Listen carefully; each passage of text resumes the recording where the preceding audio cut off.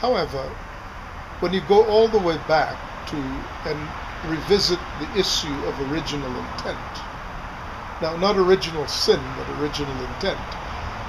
Original intent has to do with what God originally intended for creating man. The basic fallacy of Roman and evangelical theology is that it begins a story in the middle of the story.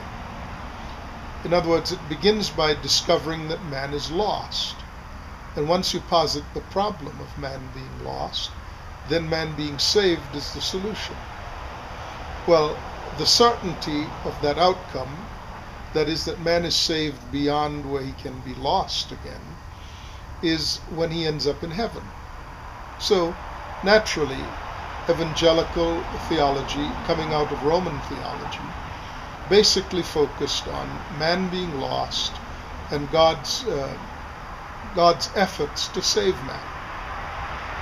That's beginning the story in the middle, because if your view is God is not willing that anyone should perish, and therefore he made man so he could save him, then there's an infinitely more complete solution than that.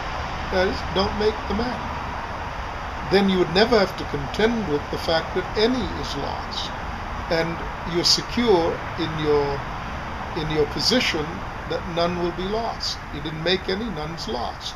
That's a complete solution. But clearly, the purpose for making man, which is the issue of original intent, what did God intend when he made man, could not possibly be that he made him to save him. Saving him is what would be considered in modern economic terms risk management.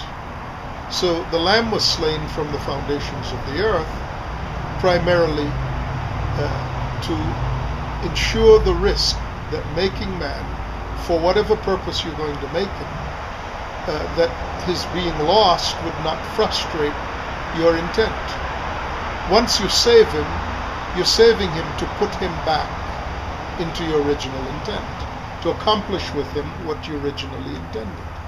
Now, him being lost is not just a function of him being disobedient, but him being lost to your ways, to your purposes, to who you are and what he was meant to be in relationship to who you are. So, making man was inherent in the making of man is the description of man as son and God as father.